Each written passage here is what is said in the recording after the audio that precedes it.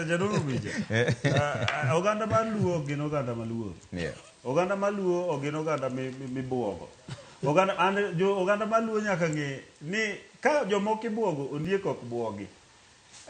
Ndalo mane gipako ODM no ema nowacho go bado go kotho bado ni wan wadwa kelo demokrasia. Ne giluor ma giloro no. Sama jo wakelo UDA ka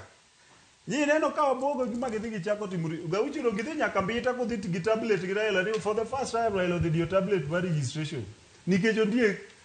goyo wach UDA ma impossible thurwa. Adwa wacho ni an ang'e gima jothurwa dwaro. Jothurwa dwaro mondo wa realize katiba. Sama ne giwuotho gi sufria wigi ne giwuotho ka gisomo article 37 ni article 37 oyienwa mondo wang'any sache ma gik moko dhi maricho.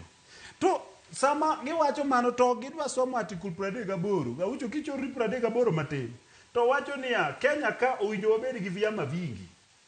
chama mang'eny. Ang'o momiyo oganda luun sama usomo 37 to kisomo nu 38 to urachore ok udwari mondo som nikech ijaher bedo jaher Raila. It's not problem. An be ok ni ok adwar Raila. An mokwongo Raila osekonya moloyi. Ani ng'ena sebedo gotiko Raila batiyo ge gi honorable. But the thing is niya japuonj ok puonji mondo ibed japuonj. Ka jakom osepuonjo wa siasa ma sebet MCA gik sama koro japuonj kosepuonjo kisik niya mwalimu how is this mwalimu how is this kosepuonji formula an jakom puonja formula ni gini ka ogang'enge kendo adwa wuothe oganda luo kanyisoge ni an gibiro miya thuolo kaka Ondiek mondo abed gi chama mar PPA maka chung president tadhi kawo ok abi ywe wang'a gi kitamba kimaya. Abiro chung takaw ne joluo for the first time joluo biro bedo ga presidential candidate mabiro dhi Bomas kende ok abi oro ji kaka jakom olingu molinge to oro ja Masaicha ni madhi gwere Bomas giri kwalo giri wuon dheri kwale kul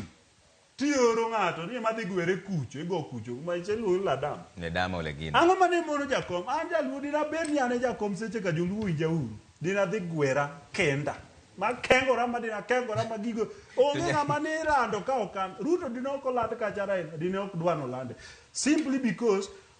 wasebedo kwa keta dita wa kamoro achiel ok onyiso na kedo gi jakom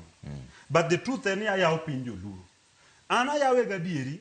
ma owedi nigi thuolo mar wacho mowacho gaucho nigi thuolo mar wacho mowacho but gima wawinjre ni kwa yie ni article 38 oyienwa mondo wang'any to piny luo yiuru ni article 30 ka article 37 oyienwa mondo wang'any to wayiuru ni article 38 oyienwa wabed gi chama mang'eny. ODM obedi kaka nawacho sa UDA cha ODM obedi wager UDA koro gimomiyo ok wanyagero UDA an demokrasia ne madwaro en ni giseriwore jogi onge kaka bro we UDA dhi mbele. Kendo joma nie UDA go biro yudugo ka to gi jo ODM moko be ma ok mor gi gima dhi mbele nikech adieri manduk wanyo chioro wa studio ka yena ya explain matin abe ang na medi time ga ucho don't worry I'll keep quiet for long. Nyocha wabire studio kendo nyocha wawuotho kwa lando President William Ruto gi sirikande seche go nyocha rach maga ucho nyocha go Ruto koch Kisumu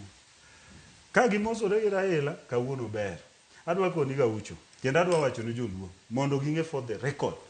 kendo joluo me sirikal ong'eyo gi joluo ma onge sirikal ong'eyo an kaka Kennedy Ondiek we are surprised today kendo adwa surprise joluo onge msara mana chame sirikand Ruto be onge pesa mane miya sirikand Ruto be onge tenda mana timo because of sirikand Ruto en clear jowetewa nyaka ng'e the only thing mana dwaro an I believe ni UDA cha ne dhi yawnwa space mondo sama jo ODM osetimo nomination marach kaka gidhi timo kata sani gitimo kawaida to wabedo gi thuolo ni atrevo mbija kata nyakach kama idwa chung'echa koponi odhi omiya kupe moko ka to ini wacho ni Ondiek miya umaru ni jopiny dwara mondo kik ibed independent kech independent kidonje parliament ibedo confused koro nwadwaro ni bedo ga party makidhi chungo kati nyamwa ichako wuoth go sani to bas kigik sakura to jopiny decide wadwa Trevor oro wadwa ga ucho tok ni dino ni moko kes moko yalo bingeni kes magodie moko yalo nyaka konino ni 2 weeks to IBC itero nying ng'ato IBC nikech gidile kes mar ODM maonge kata ng'ama koro nya chung kode jomoko ni e parliament ka ndima dino yombi kata dine ng'ato dhi independent. Gima nyalo kono